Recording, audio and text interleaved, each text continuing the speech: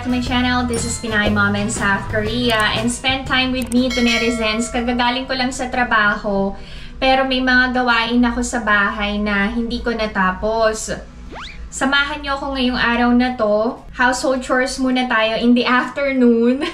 Tapos, bili na din tayo ng birthday gift ni Ina. Ang bilis ng panahon, no? Alam niyo ba, 14 na si Ina this year. Yay!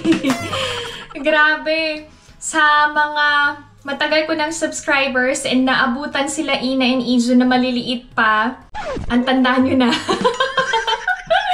I'm sure yung iba sa inyo, college graduate na, may work na, may boyfriend na, yung iba kinasal na, tapos yung iba may baby na.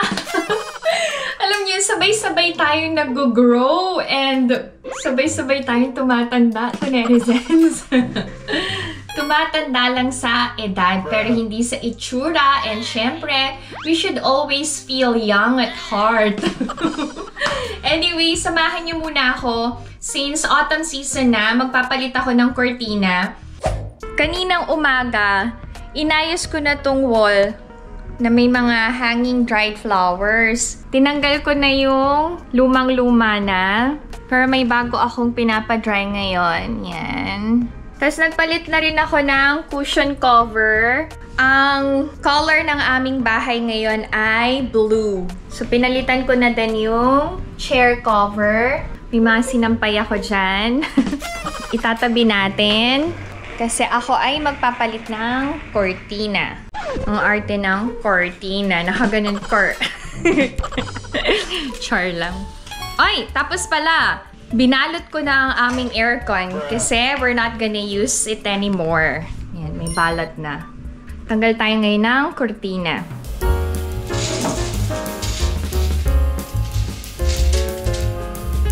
Pin type ang aming cortina. Kumusta kayo to netizens? Anong balita sa Philippines? Dito sa Korea, madaming nag-worry kasi nagpasabog ang North Korea. Kapag nagpapapansin ang North Korea, ibig sabihin daw nun, wala na silang budget, nagugutom na ang kanilang bansa. So, nag-request sila ng ayuda. Yun yung mga sabi ng Koreans, ha. Habang nagtatanggal ako ng pin, may sasagutin akong tanong. Bakit hindi ko dinadala yung family ko dito sa South Korea? Before pa ako mag-start mag-vlog, ilang beses nang nakarating ang family ko dito. Na-enjoy na nila ang winter, spring, summer, and fall. The reason why hindi pa nakakabalik ang aking family is because, syempre sa budget.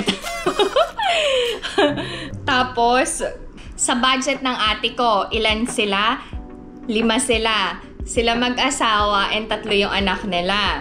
Kung si nanay at tatay lang ang sasagutin ko, walang problema yan. 7 sila na sasagutin ko. So, kailangan kong paghandaan yan ng malaki-laking budget. Tapos, bakit hindi na lang yung parents ko ang i-invite ko muna? Palagi kong ini-invite ang parents ko. Ayaw nila. Unang-una, ang nanay ayaw iwan ng mga anak ni ate. Kasi gusto niya, siya yung nag-aasikaso sa mga apo niya. And then, pangalawa, si tatay naiinip dito sa Korea. Masyado kasing tahimik dito. Tapos, pangatlo, wala nang pangatlo. Yun lang. Ang hindi na lang pala nakakarating dito sa Korea is yung bunsong anak ni ate, si Ellie. Yung 2 kong pamangkin na enjoy na ang Korea. Tapos, another question. Wala na ba talaga kaming balak sundan si Ijun? Wala na. Give up na yung 3rd baby to netizens. Ang mawi-witness nyo na lang na paglaki ay ang paglaki ni Ina and Ijun. Kasi, too late na. Syempre si Alex, iniisip niya yung edad niya. Ilang taon na ba si Alex? Tingnan nyo, nakalimutan ko na edad ng asawa ko. 45 na si Alex. So, 15 years na lang, 60 na siya. 15 years na lang niya gustong magtrabaho. Pag nag-anak kami ngayon, 15 years old pa lang yung anak namin, retired na siya. Paano daw yung pagpapaaral sa college? So we decided na give up na yung third baby. Ang dami kong pins. Ano? Another question. Wala bang plan si Ina na mag-join sa K-pop world? Wala. Wala siyang interest. Pero, is she into K-pop? Yes. Na-enjoy niya naman yung K-pop music. Another question. May girlfriend na ba si Ijun? Or may crush na ba siya sa klase? Wala. Tinatanong namin siya palagi ni Alex.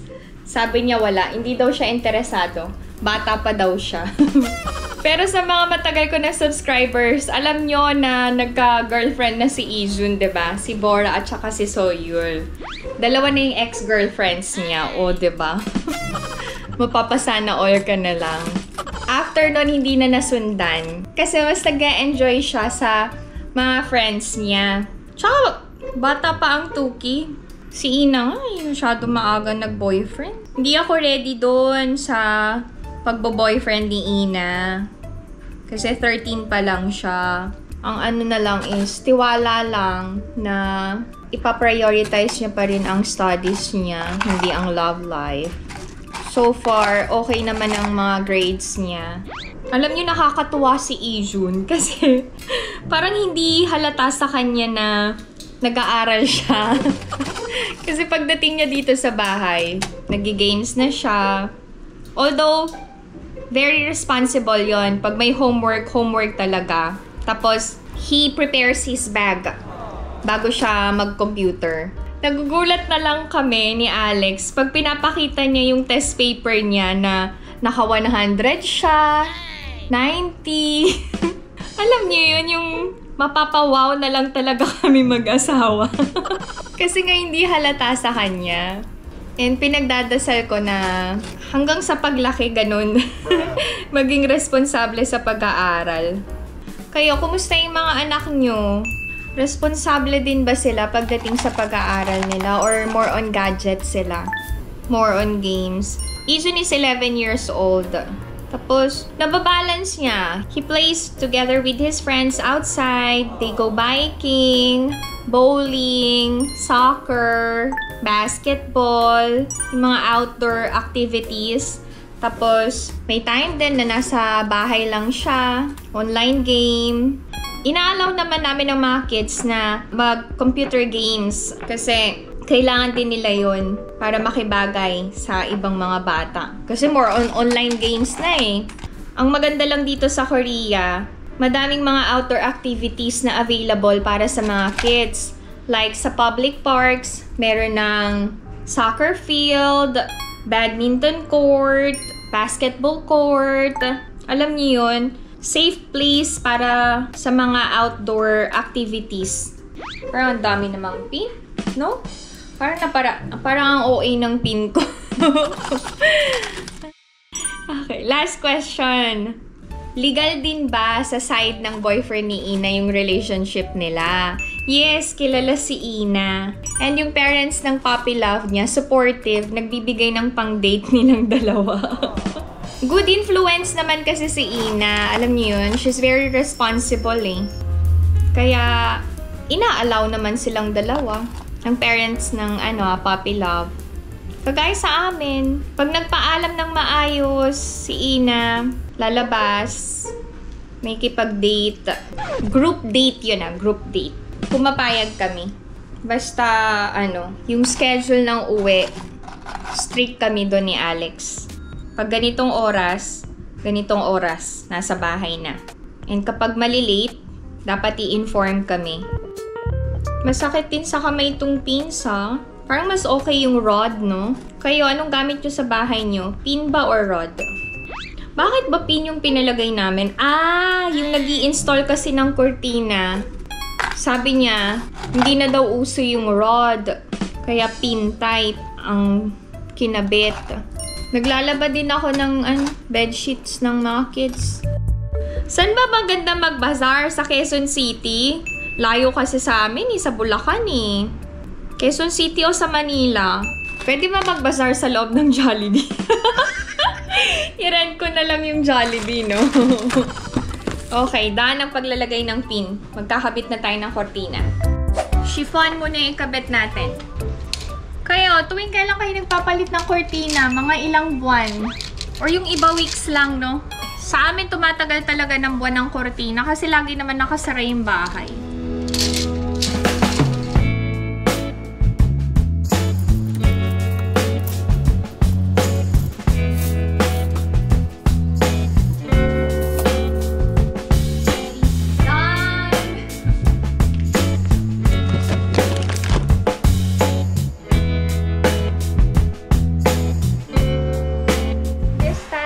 Papalitan ko yung cortina dito sa veranda. Parang storage area ko to. Yun o.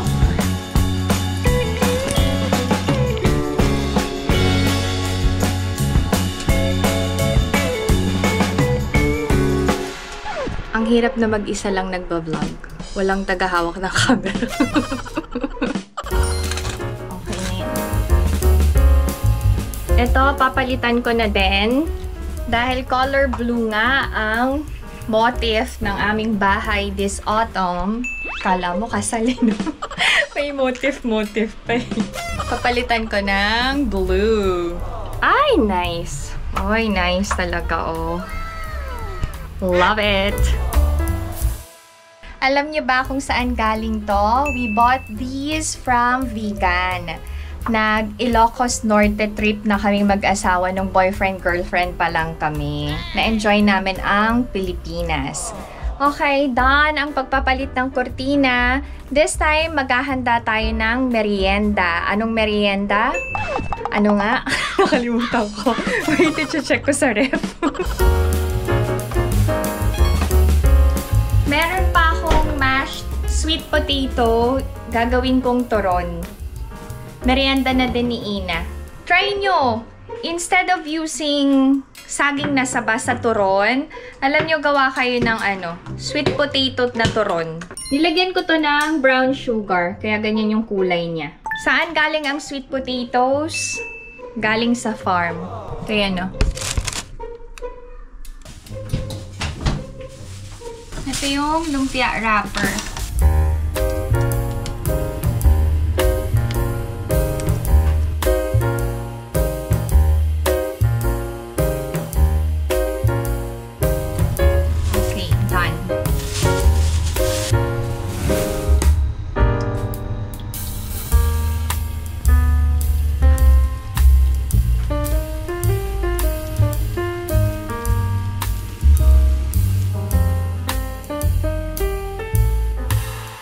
Habang hinihintay kong maluto ang turon, maglalagay na ako ng bedsheet. Nilaban ko kanina eh. Natuyo na. Ito yun.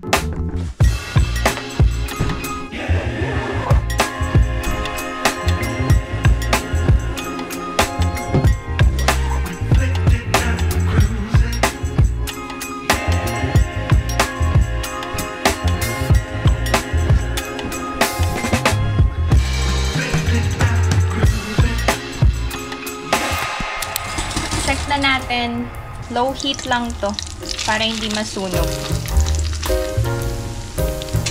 Luto na ang ating sweet potato turon.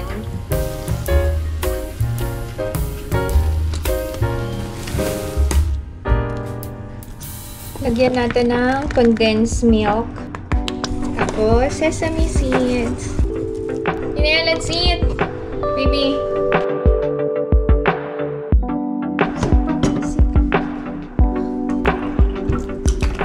Favorite merienda ni Ina yan. Let's eat to netizens.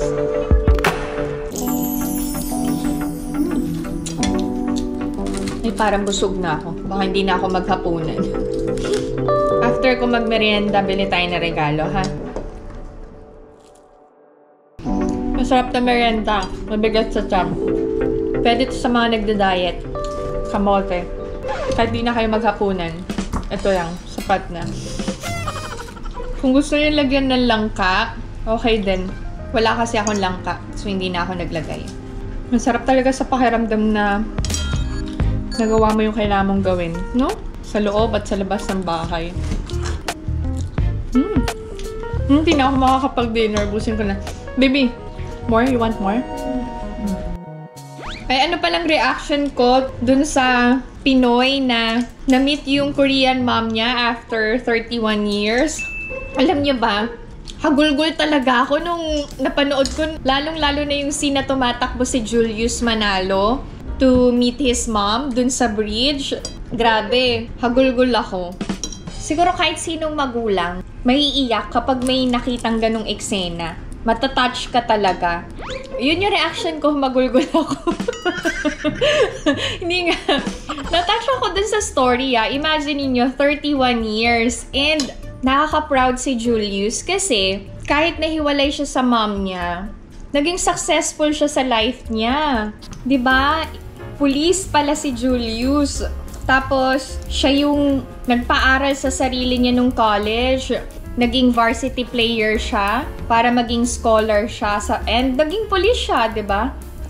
Kaya na-realize ko, hindi dahilan ang kahirapan para hindi ka makapagtapos ng pag-aaral. Sabi nga, if there's a will, there's a way. Tapos, nakaka-amaze lang yung memory niya. Kasi, natatandaan niya talaga, kahit 6 years old pa lang siya nung naghiwalay sila ng mommy niya. Tapos na-mention niya din sa video na hindi na nakapag-asawa ang mommy niya kasi may anak yung mommy niya. During that time, may hirapan talagang mag-asawa ang mga Korean na babae kapag may past na.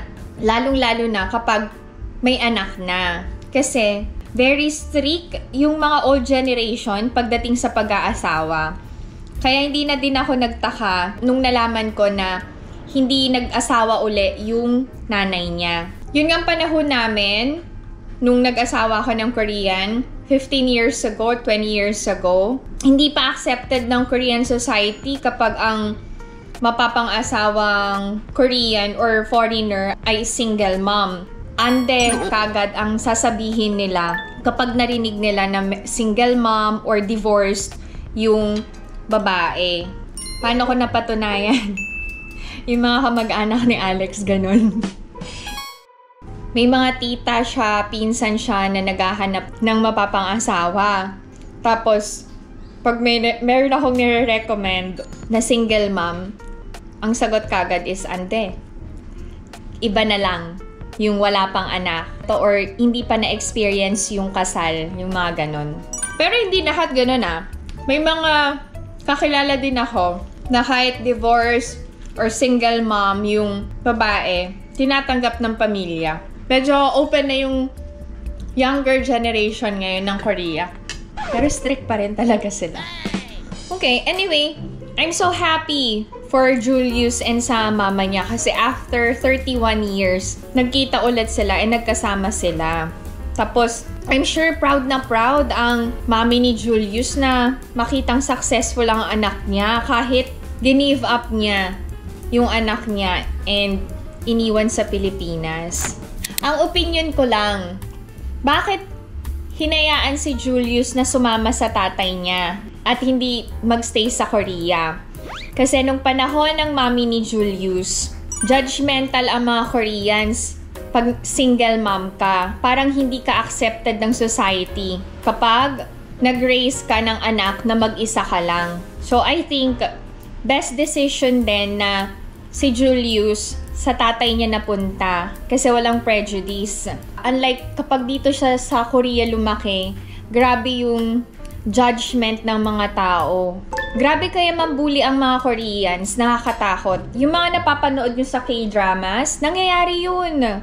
Kaya everyday pag gising ko sa umaga, ang unang-una ko talagang pinagdarasal, gabayan and protektahan ang mga anak ko paglabas nila ng bahay. Alam niyo yun? Tapos makakilala sila ng mga totoong kaibigan na good influence para sa kanila. Yun. So far, hindi naman naka-experience ng pangbubuli si Ina and si Izun. Lalo na si Izun kahit meron siyang hearing device sa ulo niya, hindi niya daw na-experience yun. Kaya bago matulog, nagpapasalamat ako kay Lord na maayos and safe ang mga kids na nakakauwi dito sa bahay. Alam niyo yun, wala silang kwento na negative. Masaya lang yung araw nila sa school, sa academy, together with their friends, ganyan. So everyday, ipag-pray nyo kagad yung mga anak nyo pagising nyo sa umaga. Tapos, bago kayo matulog, magpasalamat kayo kay Lord for guiding and protecting our kids and yung family natin, syempre.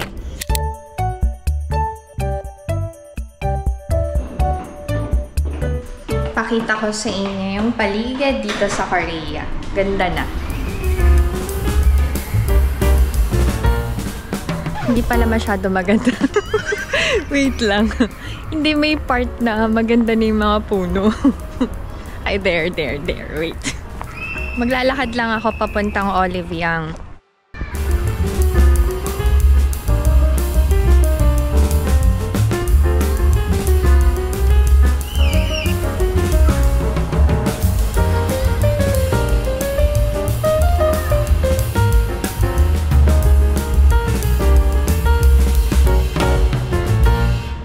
Pag yellow ang pedestrian lane, ibig sabihin school zone.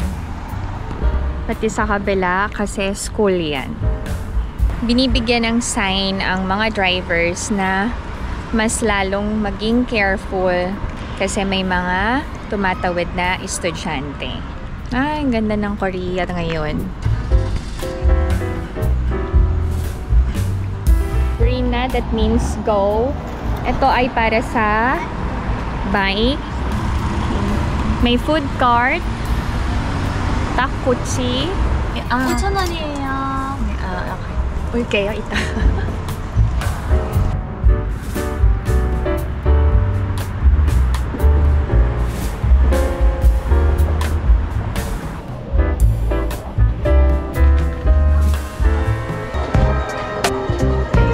Hint. Pili ako ng blush on niya. Nanghihiram kasi nga yun sa akin. Para may sarili siya. Okay. Ito rin, maganda. Okay, sa blusher niya, yung magandang brand bibilin ko, yung Clinique. Pwede ko din kasi magamit. Nakakuha na ako ng blusher. Ito yun. Sana okay. Lipstick and blusher. Tapos, bilan ko siya nito. Eyelash curler. Bilang ko siya nito. Contouring brush set. Bilang ko din siya ng tail comb. Bibili rin ako ng makeup fixer.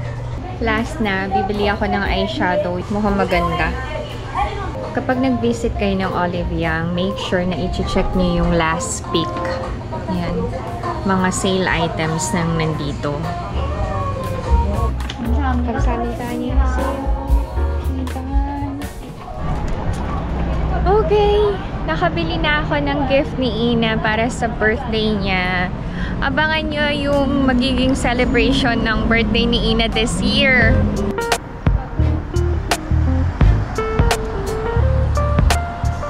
Bibili ako ng 4 sticks. Isang stick 5,000 won.